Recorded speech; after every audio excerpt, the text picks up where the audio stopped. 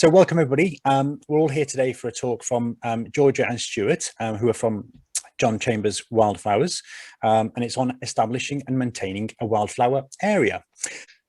Now we are adding new talks all the time. There's three more which have just been added. So we've got a chap called Jeff Bates who's giving us a talk on, I think it was the plant hunters, if I remember correctly. And then we've got Catherine Crouch, is it? And she's giving us a talk on Nutrix for all gardeners. That's a new one. And also Nick Hamilton giving us a talk on plants for, was it shade or drought? I think it was drought. And hopefully quite a lot of you should know that's the son of Jeff Hamilton. So yeah, that should be interesting. Now, obviously the government are talking about potentially changing the lockdown restrictions. So hopefully they will be lifted, and at some point we'll be able to meet with one another again. Depending on what the restrictions are, it might be groups of 6 again. We can still do the Zoom meetings, and it'd be quite nice for people to get together in their own little bubbles. So whether it's in the garden or in or outside the house, whatever, you'll still be able to access the Tender Shoots Zoom meetings. But hopefully it'll be nice to be able to socialize with people and do it together. I'm guessing it's probably going to be limited to 6 people, but we'll have to wait and see. Now, I did mention, obviously, the advantage of YouTube is that you can pause it. Obviously, you can't do that in the live Zoom meeting, but if you're watching from YouTube, you can do that. You can pause, rewind, and fast forward and start again from the beginning and ask questions. And I did mention in last week that for people who don't have a computer, they can access it from a smart TV if they've got a smart TV with the YouTube app on there. So the only thing they just need for that is to have some sort of internet access. And obviously, you guys, you're all watching this on the internet, so you've all got some sort of internet access. But for those people that don't, they either need to get Wi-Fi installed, which is quite easy and cheap to do, or you can get these little dongles that give you internet through perhaps your mobile phone network, you know, EE and O2 do them, and Vodafone. They're quite cheap. And what you could do is, as a club, if you wanted to encourage more of your members to get involved, you could just buy one of these little dongles and just hand it to different members just to trial out. And if they do like the idea of it, then they can obviously invest in their own dongle in the future. So that might just be a way to encourage some more of your members. The third option there is a hotspot, which sounds a bit more complicated, but it's basically just using your normal mobile phone. It can actually turn that into a dongle, effectively like a Wi-Fi hotspot. So you just need to make sure you've got plenty of data on your phone to be able to do that. So as long as you've got, say, like 5 gig or 10 gig, you'll be okay.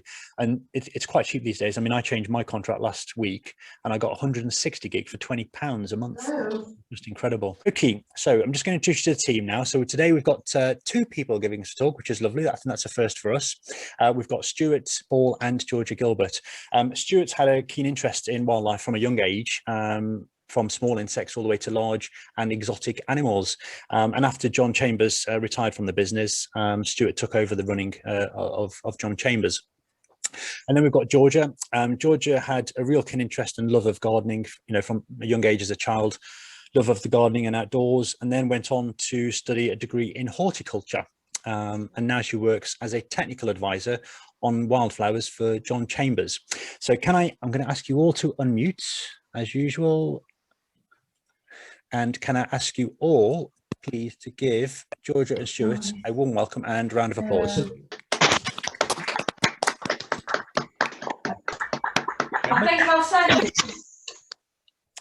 Right, I'm now going to mute you all. I'll get some proper pens. So Georgia and Stuart, you'll just have to unmute yourselves and then we can hear you. Hello. Hello. Hello. Hello. Right, so you should be able to now share your screens.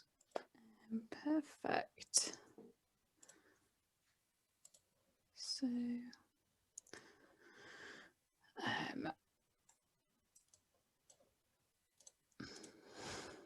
there we go. Happy days.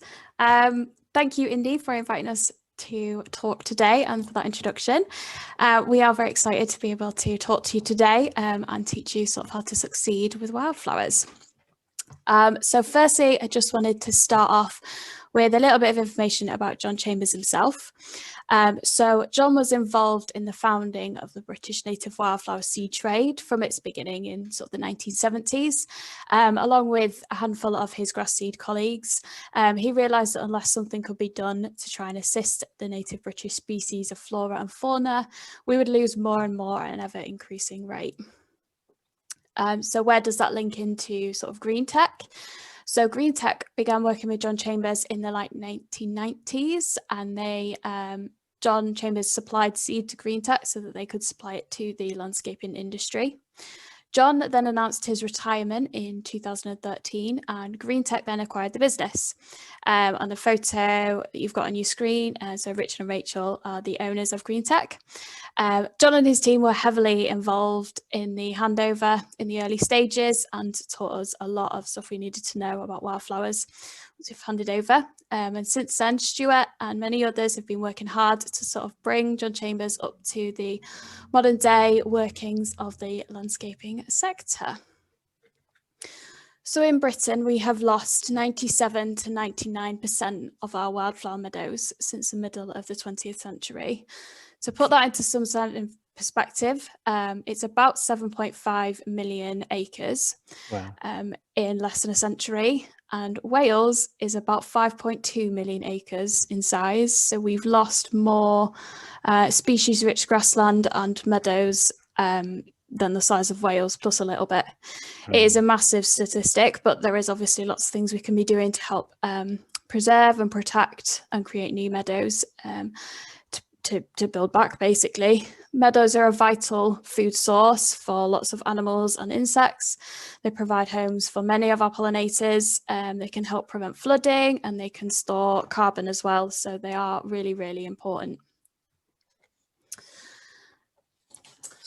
Okay, so we want to speak to you a little bit about, obviously, wildflowers, how to start off, what the best practices, that side of things. So several things to consider when you are actually looking to bring wildflower into a space from seed. And one of the really important things to consider is the soil type.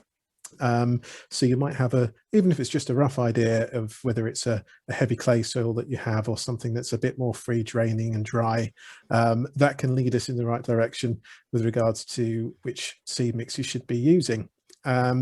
Another thing to think about is the environmental considerations. So it might be that you've got a particularly shady spot. It might be that, you've got a very water retentive area. But you can think about these things. And again, it just helps specify exactly what you might be looking for. And then it will give the actual project a bit more chance of success, of course. And the last bit there is just talking about conservation. So everything is interlinked, as we all know. So we need to be thinking about what the aims are. Are we trying to attract a certain type of wildlife, for example? So pollinators, butterflies, bees, we can look at that side of things. We have mixes especially for that kind of thing. We also have various species that are good for creating a supplementary winter food source for wild birds. So things like teasel, common knapweed, they don't actually shed a lot of their seed. So that stays on the plant if you leave it throughout winter. So that could be something to think about. There's also, we've put there bat attracting mixes, which might sound a bit on the random side, but again, bats are part of the ecosystem. And how wildflowers can attract bats and help to keep a healthy population is to actually include flowers in a mix which are quite bright at night time. They might exude a fragrance or a scent at night time, and that starts to attract the insects that a bat might want to prey on, which in turn obviously will attract the bats to the area, and therefore we have bat attracting mixes in that way.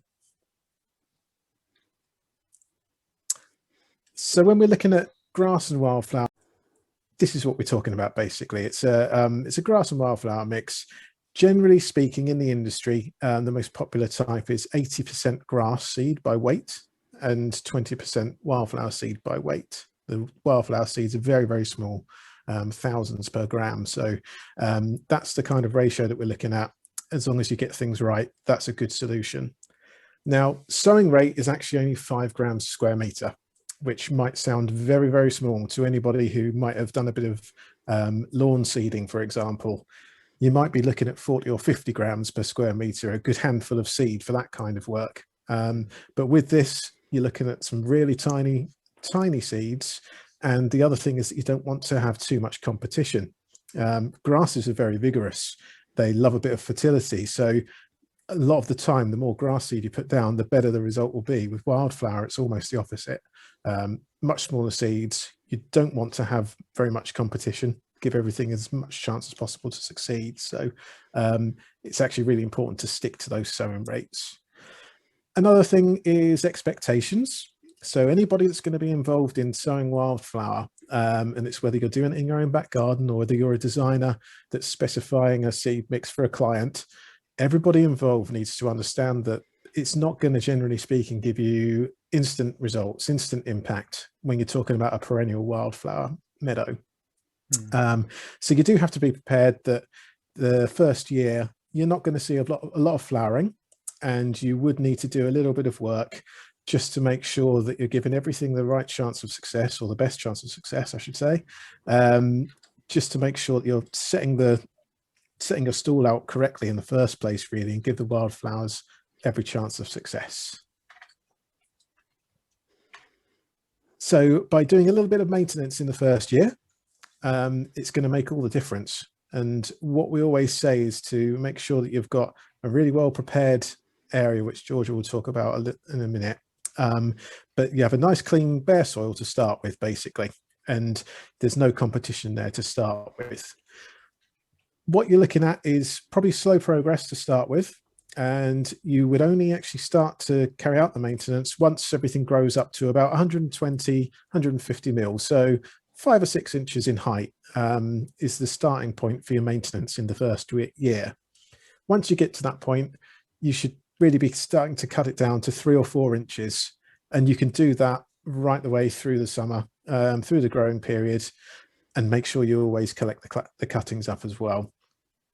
Now, why that's really important to collect the cuttings is if you leave the clippings on the ground, they will just mulch down into the soil and actually improve it. You don't really want that extra fertility. Okay. What you'll create if you do that is a environment which is great for the grasses. They're more vigorous. They love that. So that would be absolutely ideal for them. But the poor wildflowers are a lot more slow growing, and they probably wouldn't stand much of a chance. So collect up the clippings, either take them away completely. They might have somewhere where you can leave them to rot down, or you can just move them to the side. And actually, wildlife would use that. So when we class these as habitat heaps, basically, so you can remove the clippings, put them to the side. Certain different types of wildlife will take away a lot of it, to be perfectly honest. And as I say, if it's away from your wildflower area, you can let it rot down away from that. Not a problem at all. And Stuart, does that apply to all types of the wildflower mixes, or is it certain ones? It's pretty much anything that's got a grass element to it, I would say. And Georgia will sort of discuss a different type of wildflower mix in a minute, but this part is really for the grass type mixes with a bit of wildflower mixed in. You would treat the whole area as if it would be flowering, even though you're not going to see a lot of flowers in the first year. So at the end of the year, when you'd expect flowering to have finished, so you're getting into autumn now, you'd carry out one final cut, take away the clippings again. But then you've got a situation where you've laid the groundwork. The roots of the wildflowers have started to get going quite well because you've kept on top of those vigorous grasses in the first year. So from year 2 onwards, you should be well set. And actually, you can cut it back just once a year, and that would be at the end of the normal flowering season. So the other type of mixture is 100% wildflowers. So this is no grasses at all. These are generally a little bit quicker at establishing into bare soil because they've not got those grasses there to compete with. They can look fantastic just as they are because they've got nothing to sort of contend with. You'd sow these at a 2 gram sowing rate, so it's even less than an 80-20 mix. But as Stuart has sort of said, the amount of seed you can get per gram of wildflowers can vastly vary. So that's why you don't need too much. These have got a little bit less maintenance, and they can actually just be left to grow over the season, and will only require a cut at the end of autumn. So as sort of you might have figured, this isn't going to be your sort of traditional meadow look because it's not got the grasses in there. And sometimes perennial wildflower seeds actually need some frost and the winter. So if you were to say sow some wildflower seeds in spring this year, you might not see some of those species germinating until year 2 or even year 3 because they need a harsh frost to crack their seed coatings. So it might be that you sow them in March this year, but actually year 2 is when they're going to really come through. As I said, what requires just 1 cut a year. After all the flowers have finished, they've shed their seeds. This is normally sort of late summer, early autumn. It can be kind of early October time even, depending on the season, what's in your mixture and the longevity of the flowering. If you were wanting to add something to this mixture so that you've got sort of something really pretty for this year, you could actually add some 100% annual seeds as well. This is going to fill in that gap of that slightly lacking of flowering in the first year, and annuals can be mixed with these quite easily, and they'll ensure that you've got first year flowers which are going to look fantastic. Sowing into established areas is something we get asked quite a lot. So this is, you might have an area of your lawn that you decide, I don't want to cut that anymore. I want to improve it and get some more biodiversity into my garden. So you can sow into established areas, but it is going to give you varying results. For the best results, you would want to sow either an 100% mix or an 80-20 mix into bare soil. But with the right preparation and maintenance, quite strict maintenance, it can be done that you can sow wildflower seeds into an already established area. So to do this, you would need to cut the grass down really quite short, sort of as short as you could get it, and rake and scarify the area so you can expose as much bare soil as possible. So the more bare soil available, the better. You would then sow your 100% wildflower mixture because you wouldn't want to be adding any more grasses into that area. You can actually use a bulking agent to help sow the seeds. So this could be sand or sawdust, and it can just make it easier to sow the seed because some of the seeds are really quite small. So it acts as like a carrier. You then want to roll or stamp the seed in and ensure that the seed is in really good contact with the soil surface. Doesn't necessarily need to be buried at all. It can just be in really good contact with the soil surface. And then you want to water it as well. If you remember back in March time of 2020, we had that really hot weather. If you were sowing them, it was really important to keep that area watered because you didn't want to just bake your seeds. So not gonna do anything good. And do birds ever take away the seed at all? Do you have to cover it at all? Or? Sometimes yes, but in theory, if you've stamped or rolled it into the ground pretty well, it should should stay where it is. Then you would basically, although you're sowing 100% wildflower, you would treat this as an 80-20 mixture. So you would treat it as a grass and wildflower mixture with your maintenance. So again, as Stuart has sort of gone through, all of that growth would be cut back to sort of 100 mil to prevent those grasses taking over. Again, always remove your cuttings. You can make the habitat heaps, but do take them away because this is really important. You don't want to add any more feed to those already established grasses. And then you would do your final cut at the end of autumn. And then from year 2 onwards, you would just need that final cut year on year, sort of October time. And in theory, as long as you follow that maintenance correctly and get as much grass and bare soil exposed when you first start sowing, you should be able to encourage some more wildflowers into an already established area. The other thing you could do, and some of you might have heard of this little species here called yellow rattle. It is a semi-parasitic species. So it's known as the meadow maker. It's very essential in wildflower meadows. It's a self-seeding native annual species, and what this does is it latches onto grass roots and strips some of the moisture out of them, which sounds pretty horrible.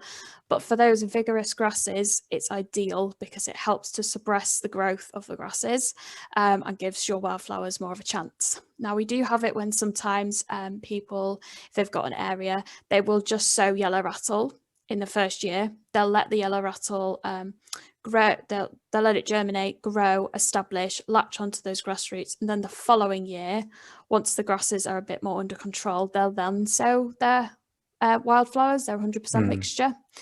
So that can work quite effectively. But yeah, this yellow rattle is in most of our mixes. It is essential just to keep those grasses at bay, basically. Can it be used on couch grass by any chance? I can jump in there if you want. Yep.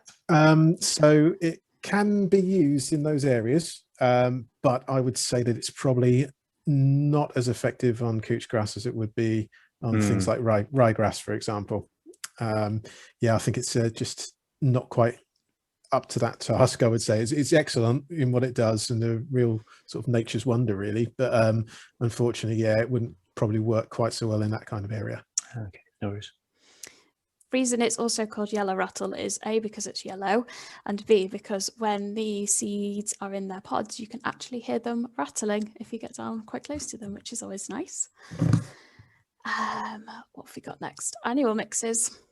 Right. So with the annuals, we have well, a few different ways that you can use them. I mean, we did mention earlier about using them as an addition to a perennial wildflower mix, and you can do that. What you would do is just add it at an additional 1 gram per square meter to an existing wildflower or wildflower and grass mix. It gives you that additional boost of color in the first year, and it really gives you a nice little effect.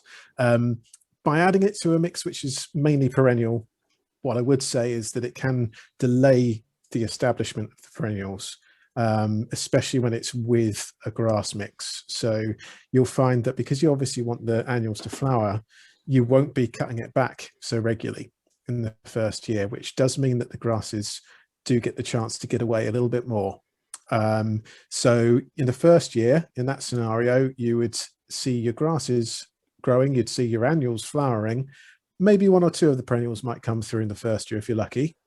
But in the second year, you will find that there'll be a lot less annuals, because although they do self-seed, they normally require a reasonable amount of cultivation to germinate.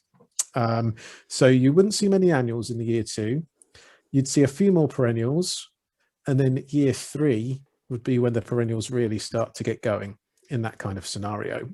The images that you've got there are all of 100% annuals mixes sown on their own. And the picture on the left-hand side is of our native cornfield annuals mix. And then the other 2 are mixes which are kind of a hybrid mix of native cornfield annuals mixed with some non-native cultivated annuals that we might use in gardens and some people might be familiar with already. So they're still going to be doing a good job for pollinators, but what they're really good for as well is obviously the visual impact. And you would sow these in either the spring or the autumn and just let it grow. Do not do any maintenance on it until the whole display is finished, basically. And then you would cut it back. I should say the sowing rate for this kind of mix on its own is 3 grams a square meter. So once everything's actually has done its job and it's flowered, cut it all back, remove all the clippings again, and then you would recultivate and re-sow fresh mix, certainly every 2 years, but ideally every year. So it kind of becomes part of the annual maintenance of that part of the garden, basically. So to get the best out of annuals, the message there would be to try and actually sow them fresh seed mixes every year on that side of things. And on to the next slide. So wildflowers and poor soil. So what we're talking about here is, again, it comes down to competition and growing environments. I often hark back to right plant, right place. Obviously, Beth Chatto's sort of statement there, that doesn't change in time. It's all exactly the same. So wildflowers do prefer to grow in poor soil. And the reason for that is because poor soil doesn't have as much in it for competition like grasses to get away nicely. So that's very true to say that wildflowers do well in poor soil, that's for sure. Now, what we would also add to that, though, is that a poor soil is poor nutrient soil. It's not poor quality. So we do find very often, a lot of the time when work has been done at a property, for example, and they're using the spoil from that work, it's really not great stuff to be growing anything in at all. So you've got rubble and other things in there, and not even wildflowers to a degree are going to do particularly well in that kind of scenario. So we're talking about still a nice soil, but it's poor when it comes to fertility and nutrients. And wildflowers can actually do well in a fertile soil. But to get that to happen, you need to remove the competition. So that kind of scenario would be where you're using either 100% wildflower mix or an annuals mix, and you could grow that in compost in a container, for example, as long as you don't add any grass to it, as long as there's no underlying seed burden. The wildflowers will do really well because of the lack of competition. So it's just good to have a think about the soil, where it's come from, what do we know about it, and again, it can lead you to the right conclusion when choosing which mix to go for. So now you've sort of chosen your mixture, you've decided whether you want your sort of traditional meadow look, whether you just want 100%, or whether you're going to try and change one of an established area by including more wildflowers. You need to look at the preparation. So your soil should be clean and weed free. Any existing growth should be removed and the top surface prepared for sowing. To remove what's already there, you can spray with chemicals, or you could do this by hand depending on preference and also the size of your area. You then want to give it a light rake over to create sort of like a fine tilth. That's ideal for sowing.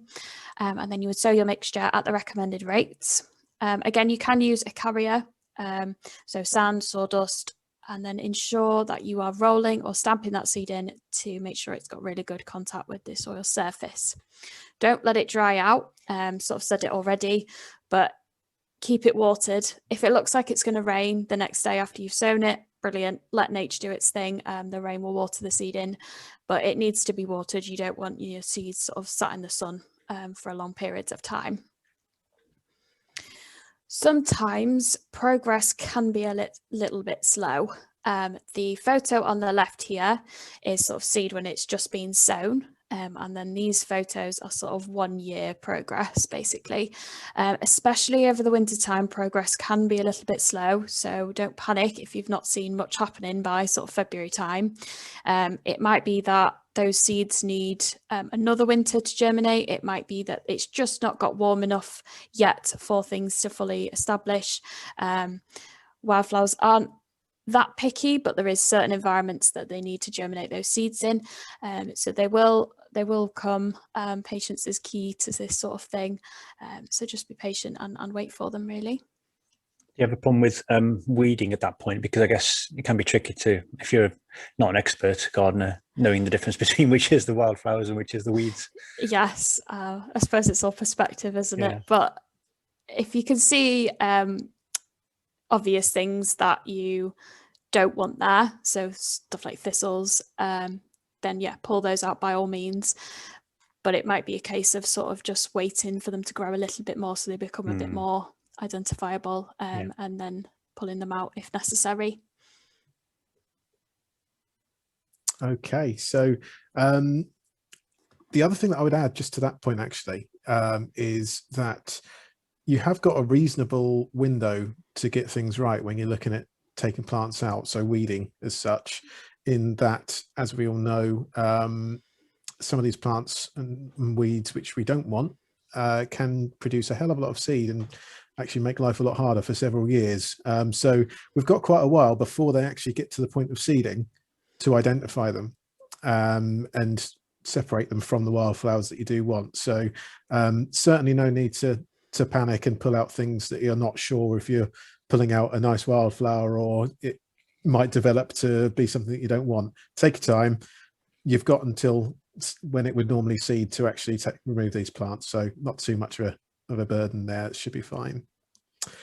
This slide is just talking about one of the main reasons why we put wildflowers down, really, I suppose.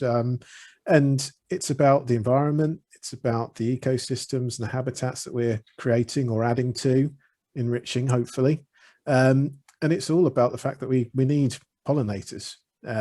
So much food production is completely reliant on pollinators.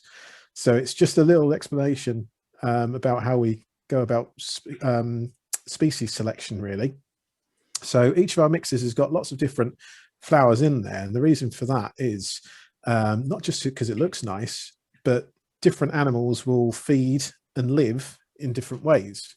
So if we take butterflies, for example, there's certain species that are very picky, very specific, and they need maybe 1 or 2 different types of plants to actually exist. And if those plants are taken away, then that environment has gone and the butterfly will go with it. So if we take, for example, the common blue, it's very, very heavily reliant on trefoil plants, so bird's foot trefoil. And that can be the common or the greater trefoil. And the life cycle is such that it will lay its eggs on these plants, the caterpillars hatch, they will feed on that particular plant, it will then go into the next stage, go into the chrysalis, and then when they hatch as an adult, the whole thing starts again. And obviously if trefoil isn't there present when the eggs hatch, then there's a good chance they might not hatch in the first place, but they won't certainly be completing that cycle by relaying eggs as an adult on these plants. So we just need to make sure that there's enough plant matter, good enough plant community for the next generations after after each other, basically. And there's other things that do have a similar relationship. So orange tip butterflies, they have quite a close relationship with hedge garlic. And we've also got some of the white butterflies, ragged robin, similar kind of relationship there. So whichever environment you go into, I mean, the hedge garlic is obviously going to be in more of a shaded spot, and the ragged robin can sometimes be in quite a damp spot. So lots of different environments, but the thing is that they do actually have their own jobs, really. And how we actually deal with that, trying to keep as much diversity as possible in the mix, is to make sure that we've got open flowers. Some of these animals, I'll take the honeybee, for example, has got a very short tongue, very short proboscis. So that needs really open flowers. And then you've got most of the bumblebees have actually got quite a long proboscis. So they can feed and get to the nectar at quite tubular long flowers. So we're going to include open flowers, tubular flowers, tall plants, short plants, bushy plants, all sorts of different things to try and make sure that our mixes are catering for as much of the different or the various aspects of the natural world as possible. So this kind of follows on from that. So Bug Life, which is a company that started the Beeline project, and that was basically to create insect highways. All the red lines that you can see on the map are insect highways that they've sort of introduced.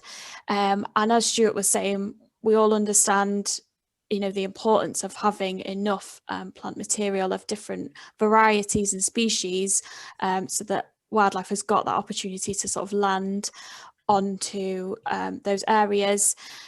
And the Beeline project basically encourages that. It makes it a lot easier for wildlife to move around the entire country, a lot easier because they've got those landing stations. I mean, I suppose if you were driving somewhere and you drove past 3 fields of intense farmed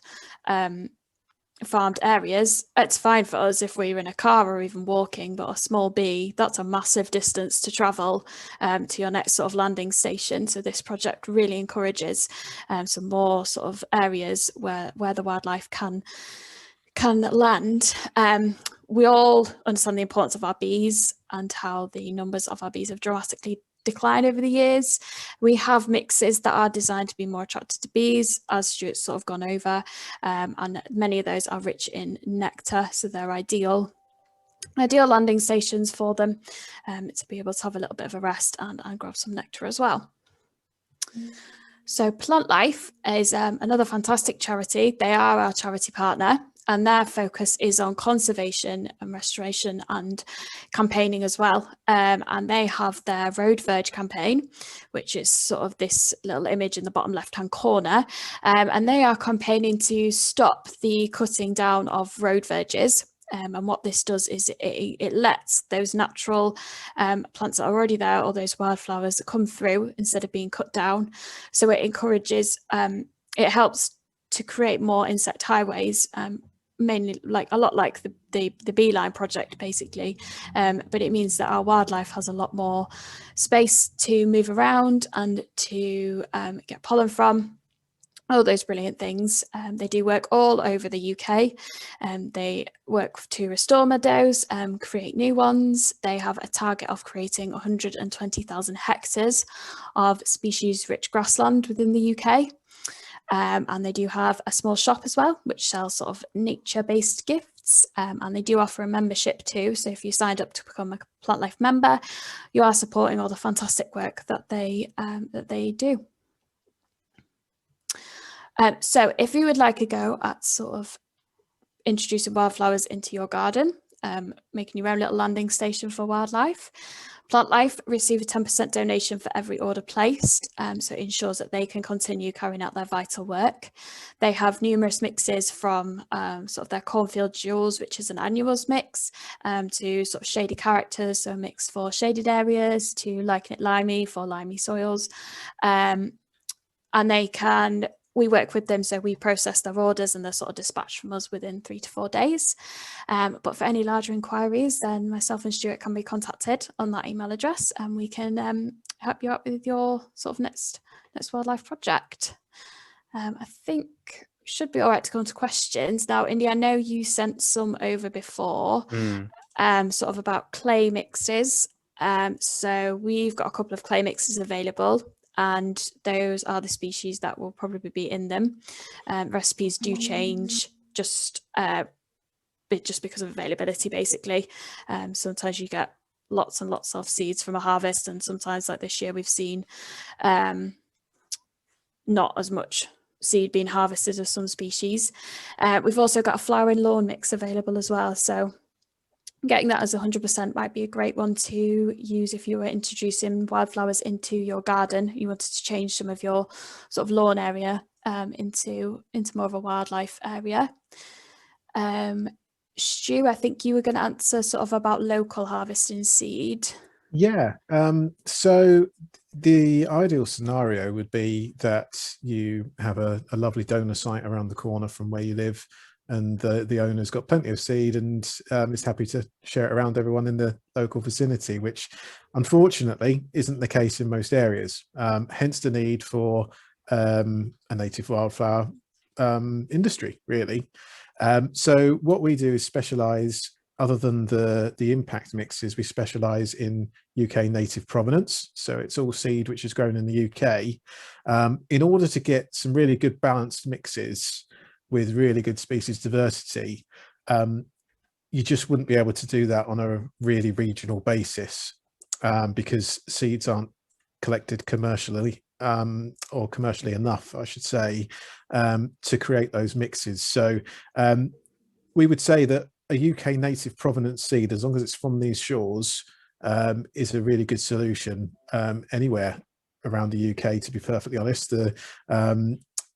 We'd agree with scientists that, as I say, the ideal scenario is to have it from the seed from around the corner from where you live, but it's just not possible, unfortunately. So most experts also agree that the next best thing is to make sure that you've got UK provenance seed, which is what we're dealing with, and it means that we can come up with these mixes which are really massively diverse in species, but they still relate to the what would be growing in that particular area. And we're talking about seed mixes that might have 20 or 30 different wildflower species in to start with. So really good to use that, as long as it is UK provenance. And I would definitely state that that's a big thing to consider.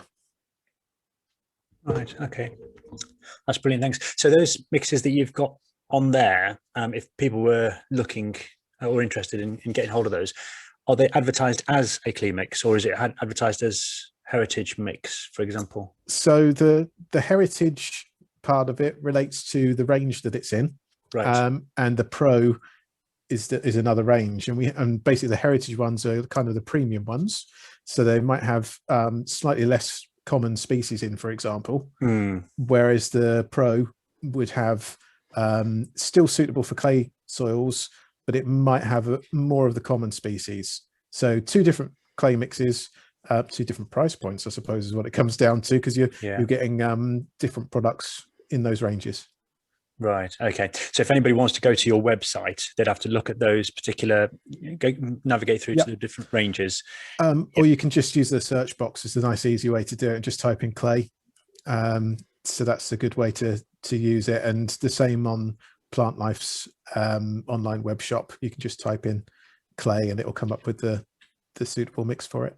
Yeah. I think Okay. Plant Life's is rooted in clay, isn't it? Yeah. That's yeah, their that's mix, it. yeah. Rooted in clay. Right. Yeah. Okay, fine. Because I think, I mean, certainly from, I guess, Barlaston's perspective, we are on quite heavy clay here. So that would be quite important for us. But obviously there's clubs here today from all over the country. So they're probably all on different conditions. But certainly from our perspective, for the Barlaston members, that would be very, very useful. I remember somebody did ask me a question actually a while ago. They've got a like a garage, or I think it's like a garage. And so it's all concrete. And there's literally like an inch or two of soil above it. And at the moment it's just got lawn on there. Is there a certain depth that you would need for wildflowers, or can you get, I guess, mixes that will cope with just a very shallow depth of soil? Shall I answer that one, Georgia? Yeah, you can do. Cool. So what you're talking about there, I suppose, is essentially a green roof, and you need species which aren't going to need a particularly moisture attentive substrate to grow in.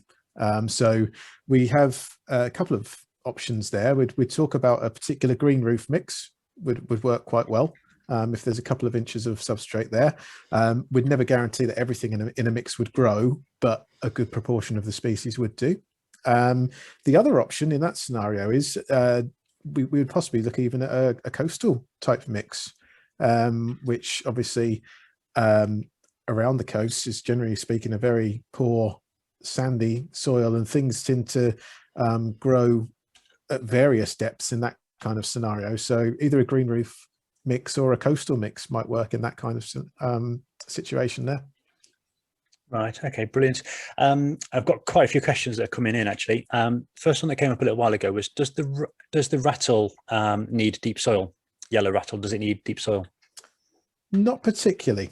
I would say that, I mean, generally speaking, where rattle's going to be growing, you're going to be looking at a minimum of certainly 3 or 4 inches, aren't you? I'd imagine in any kind of scenario. So it grows well at that sort of depth, and you don't need anything particularly deep for it. That would be fine. Okay, great. So this is a bit of a long question. If you are trying to establish a reasonably large area, can you rake areas between sowings? I started part of the area in autumn, but want to continue growing this spring. Do I rake to a tilth before sowing? So just trying to... So did they sow in the autumn and now wanting to sow in the spring again? I guess that's the case, yeah. What I'll do is actually, if anybody wants to ask their question verbally, just put the virtual raise your hand function on, and then you can actually ask the question, because we might actually have follow-up that we might need to ask you about. So if we leave that one for a moment, hopefully they'll put their hand up and then we can ask them. And then the other question that popped up was, how good are bee bombs? Good question. Yeah, we work with bee bombs, so they're excellent. They're great little things. Yeah, they're perfect. There's a lot of annuals in there, but I think they can go on quite a few different types of soil, and they're very, very popular. So yeah, brilliant. Okay. Yeah, generally speaking, the mixes used in bee bombs are really good all-rounders. So as well as the annuals for the first year, you've also got a good amount of perennial doers, I suppose is how you describe them, that will do well in most scenarios. So although a lot of the perennials won't show up in the first year, you've got your annuals, and then from year 2 is when your perennials start to take over. But yeah, bee bombs work really well. Actually, I've just had a question pop up. What are bee bombs?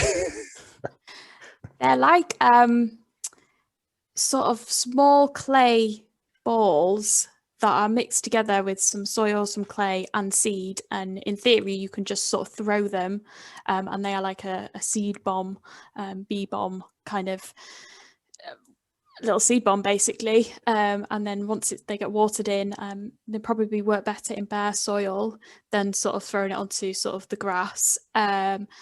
they then will establish, the seed will establish there, and you've it's like a flower bomb basically.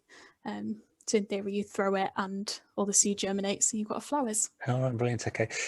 I suppose it's similar to, what's that gardener from years and years ago? Something Ghost.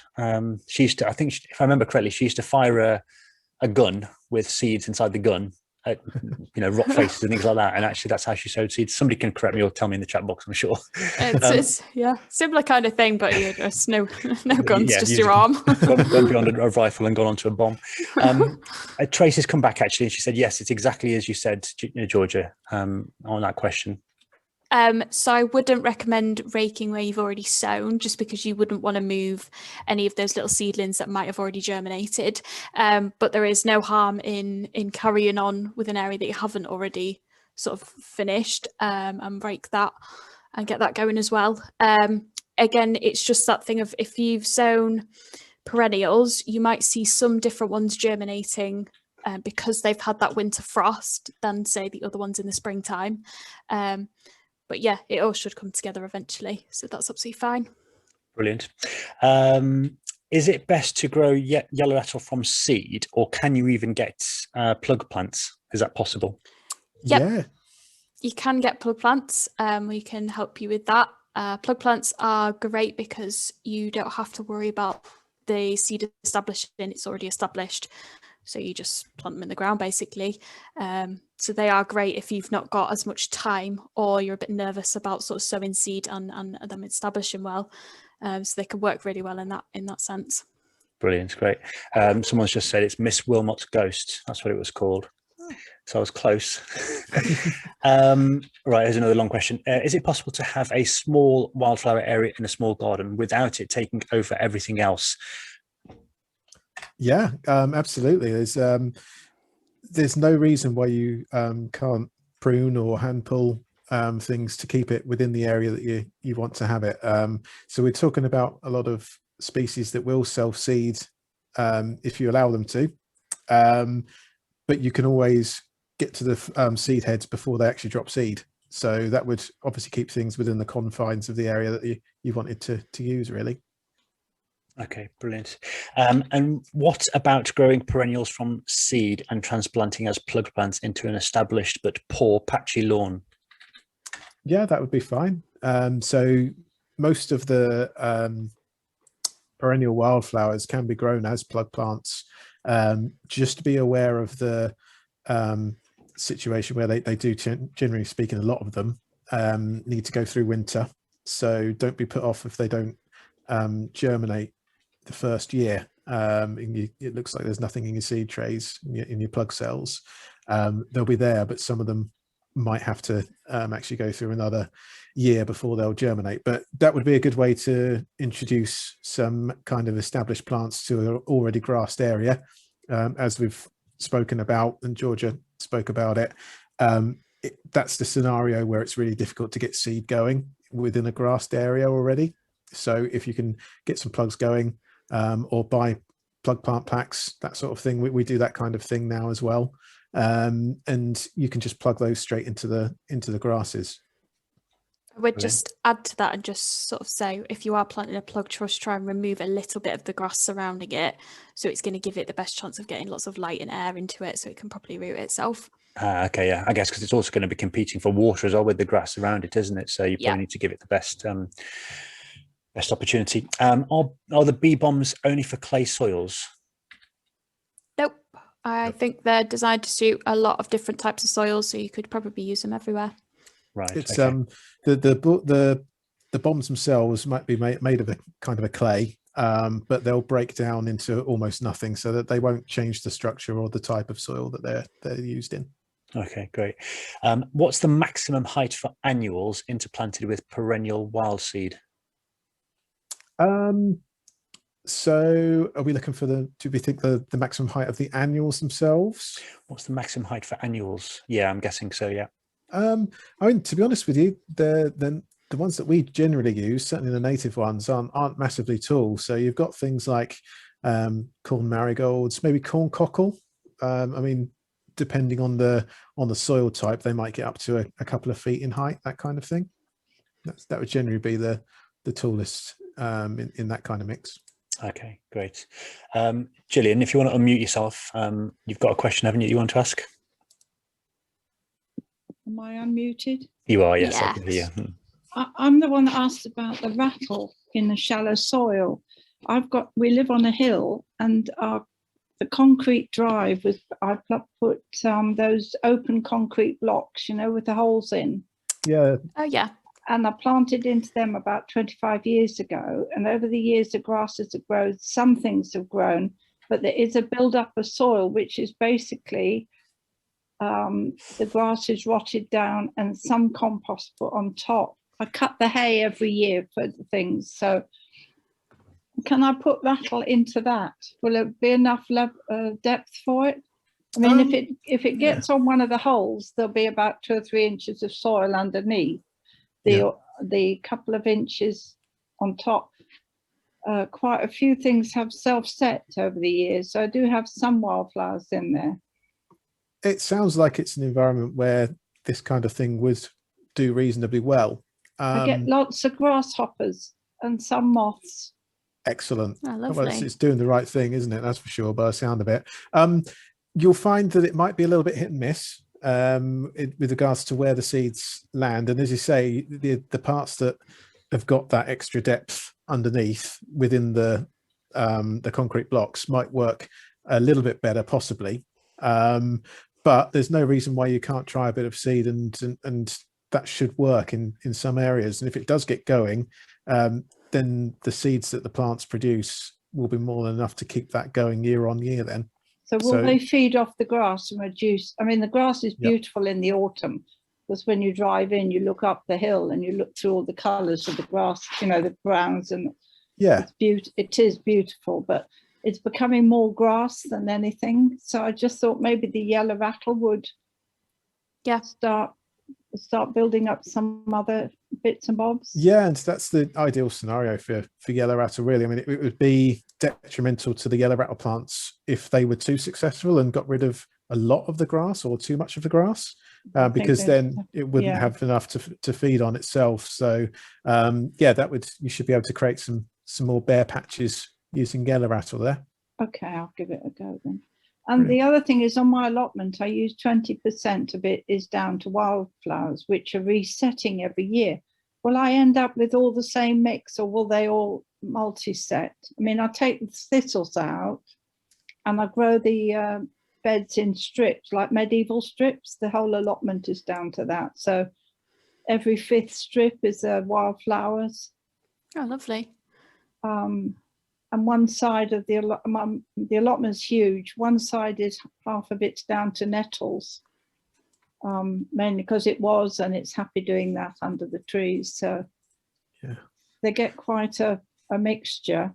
So these ones that I've done, do I need to reseed them every year, or they just carry on setting their own seed? Do you know if they're annuals or perennials?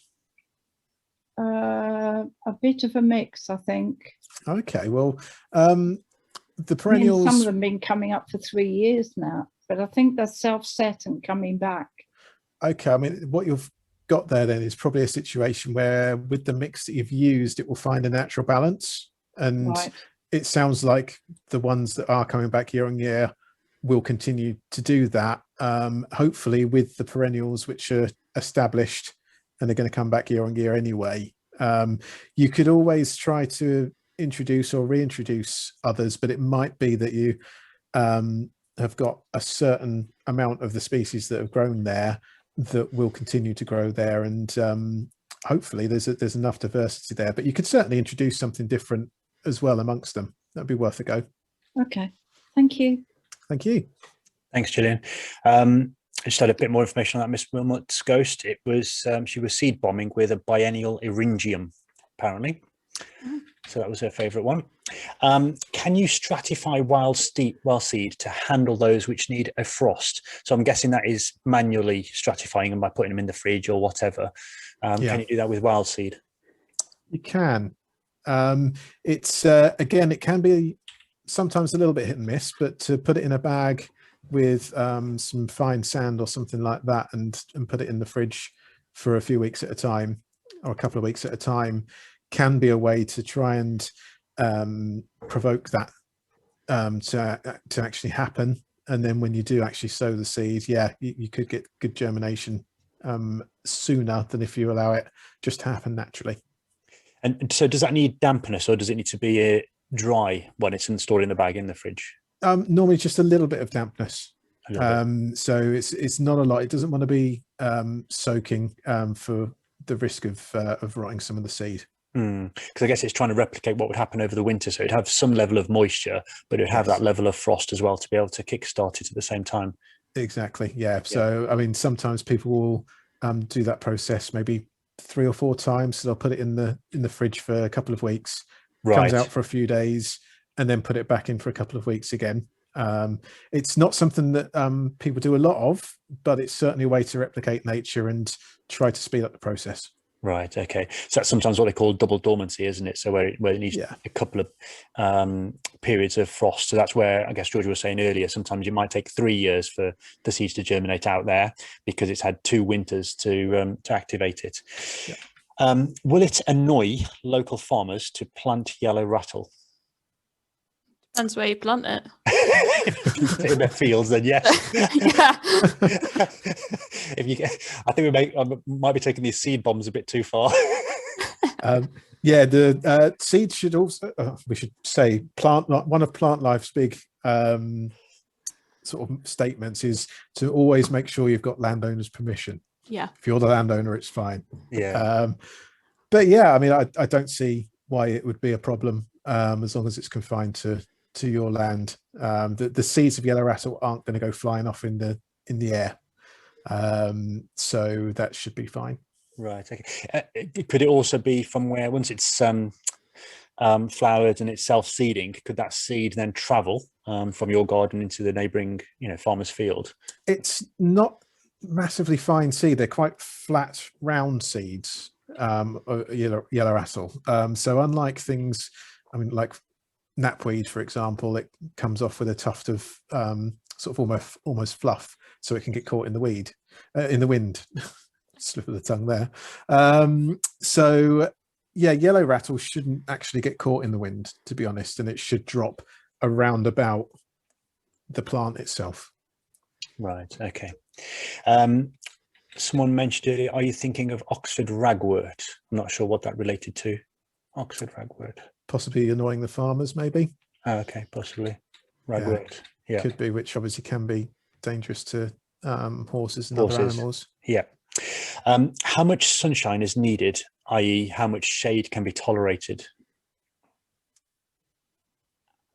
You okay with that one? Yeah, it sort of depends which mixture, really. Yellow rattle does prefer a little bit more sun.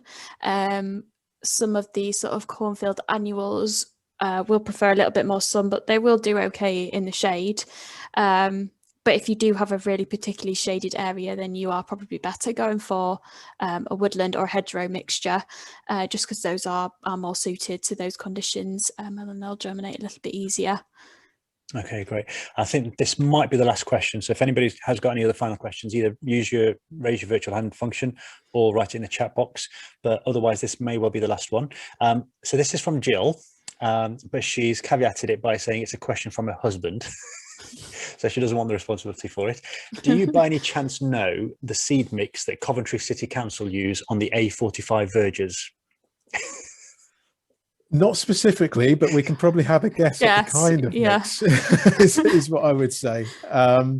It's very likely, if it's got a colourful impact to it, that it's similar to one of our native and non-native mixes, which was shown on one of the slides, one of our impact mixes. So there's a really good chance that it's all annuals, reasonably colourful, I would imagine. And they would be, and as a lot of councils do, doing it as part of the annual maintenance. So they'll reseed every year to get that really nice bright effect. Right, brilliant. I think that is it. I think that's the last of the questions. So can I ask everyone to unmute? So that's been really wonderful, Georgia and Stuart. So we really enjoyed that. I think that's given us a lot to think about. So can I just ask everybody to give you a lovely round of applause, please? Thank you. Thank you very much. That's brilliant. That's great. Thank you. Really appreciate you doing that for us. No problem. Hope you all found it helpful and interesting. Yeah. Brilliant. Thank you. Yeah. Bye. Thank you. Yeah. Bye.